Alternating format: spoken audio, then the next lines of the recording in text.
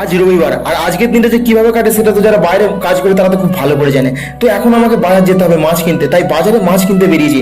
আর এখানে এসে মাছ চেক করছি, আসলে এখানে সামনেই সমুদ্র, তাই মাছগুলো একটু দেখে নিতে হয়। আর এখানে সব রকমের মাছ আছে, পাশে এক তামিল কাকা কাটছে মাছ, আবার রুমের ছেলেরাও বলেছে যে টাটকা মাছ আনতে, না হলে সালা একটা পয়সা দেবো না মাছের। তাই একটা মাছ চেক করছি, আর একটা মাছ বেঁচে আছে, তাকে চেক করছি। এটা এটা টাটকা আছে একদম জ্যান্ত। আর এখানে একটা গণেশ মন্দির হচ্ছে, মন্দিরের কাজ চলছে। তো তো এবার আমি রুমে এসে আমাদের মাছ রান্না, আলু পেঁয়াজ সব রেডি, এবার আমি মাছ রান্না করছি।